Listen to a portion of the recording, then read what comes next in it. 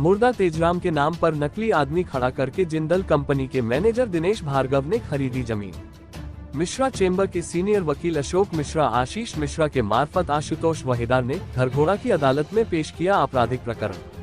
न्यायालय में पुलिस की FIR पर लगाया गया सवालिया निशान।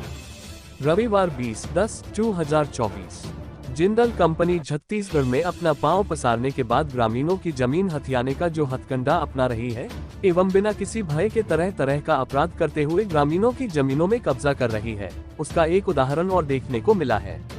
कुछ अरसा पहले जिंदल कंपनी ने दौलत सिंह नामक मृत व्यक्ति के स्थान पर नकली आदमी खड़ा करके तमनार गांव में दौलत सिंह की जमीन की रजिस्ट्री करा लिया था, जिस पर अदालत के आदेश पर कंपनी के मैनेजर राकेश जिंदल के विरुद्ध भारतीय दंड विधान की धारा 420, 464, 467, 468, 471 का अपराध न्यायालय के आदेश पर चक्रधरनगर थाना में दर्ज हुआ था, जिसका प्रकरण हाईकोर्ट में लंबित है। इसी दौरान एक नया मामला और सामने आ गया, जिसमें मार्च 2001 में मर चुके तेजराम निषाद वल्द चक्रधर के नाम पर ग्राम तमनार में स्थित भूमि खसरा नंबर 13/1 रकबा 0.299 है एवं खसरा नंबर 143/2 रकबा 0.316 हेक्टेयर की रजिस्ट्री जिंदल कंपनी के मैनेजर दिनेश भार्गव ने दिनांक 28/11/2003 को यानी तेजराम के मरने के लगभग 2.25 साल बाद किसी को नकली तेजराम बनाकर जिंदल कंपनी के नाम पर करा लिया एवं उसी फर्जी आदमी को तहसीलदार के न्यायालय में तेजराम बनाकर पेश करते हुए पूरी जमीन पर जिंदल कंपनी का नाम दर्ज कराकर कब्जा कर लिया।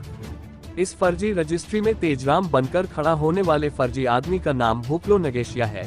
एवं रजिस्ट्री में उसी का फोटो भी लगा है, लेकिन भोकलो नगेशिया की मृत्यु हो गई है। इस तरह उक्त अपराध में शामिल अपराधियों में अगर कोई जिंदा है तो वह है मास्टरमाइंड दिनेश भार्गव। उपरोक्त अपराध की रिपोर्ट पुलिस में होने पर पुलिस के हाथ पांव फूल गए, क्योंकि जिंदल कंपनी के मैनेजर दिनेश भार्गव पर हाथ डालना रायगढ़ जिला की पुलिस के वश की बात ही नहीं थी एवं जब मामला तूल पकड़ने लगा तो रिपोर्ट होने के 2 वर्ष पुलिस ने मृतक भोकलो नगेशिया के विरुद्ध भारतीय दंड विधान की धारा 419, 420 के तहत अपराध दर्ज कर लिया, ताकि प्रकरण में इस आधार पर खात्मा भेज दिया जाए कि अपराधी की मृत्यु हो गई है। रायगढ़ जिला की पुलिस से न्याय मिलने की उम्मीद खो देने के बाद रिपोर्टकर्ता आशुतोष वहीदार ने गत शुक्रवार को इस समूचे अपराध की सूचना न्यायिक दंडाधिकारी प्रथम श्रेणी घरघोड़ा चंद्रकला देवी साहू की अदालत में मिश्रा चंबर रायगढ़ के सीनियर एडवोकेट अशोक कुमार के मार्फत भारतीय नागरिक सुरक्षा संहिता 2023 की धारा 223 के तहत परिवाद एवं धारा 173 के तहत आवेदन पेश करके दिया, जिसके बाद अब अदालत द्वारा इस मामले की सुनवाई प्रारंभ कर दी गई है।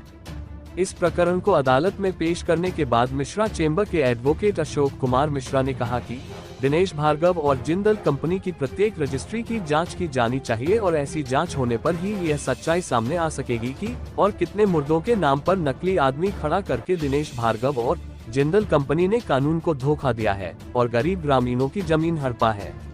एडवोकेट मिश्रा ने मृतक तेजराम के नाम पर स्थित जमीन का जिंदल कंपनी के नाम पर किया गया नामांतरण रद्द करने और मृतक के वारिसानों का नाम दर्ज करने की कार्यवाही की आवश्यकता पर जोर देते हुए कहा कि वे ऐसे फर्जी और अपराधपूर्ण नामांतरण को निरस्त कराने एवं पिछले 20 वर्षों के दौरान जिंदल कंपनी के नाम पर की गई प्रत्येक रजिस्ट्री की गहन जाँच कराने की कार्यवाही अपने पक्षकार के निर्देशानुसार प्रारंभ कर चुके हैं एवं बहुत जल्द अपराधी सलाखों के पीछे होगा और बहुत जल्द 20 वर्षों की रजिस्ट्री की सूक्ष्म जांच के बाद इस कंपनी के कई फर्जीवाड़ा की परत खुलेगी।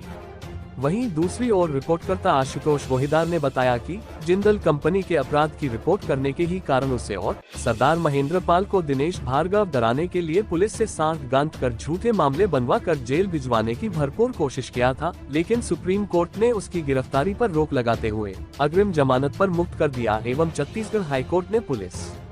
अधीक्षक के उस आदेश पर रोक लगा दिया जिसमें उसे गुंडा लिस्ट में रख दिया गया था।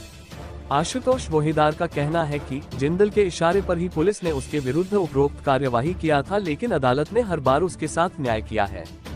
न्यायिक दंडाधिकारी प्रथम श्रेणी चंद्रकला देवी साहू की अदालत में दिनेश भार्गव के विरुद्ध गंभीर अपराधों का प्रकरण पेश होने के बाद न्यायालय ने इस समूचे अपराध पर 9 दिसंबर तक न्यायालय में प्रतिवेदन पेश करने हेतु पुलिस थाना तमनार के थानेदार को ज्ञापन भेजा है। रायगढ़ से ब्यूरो रिपोर्ट।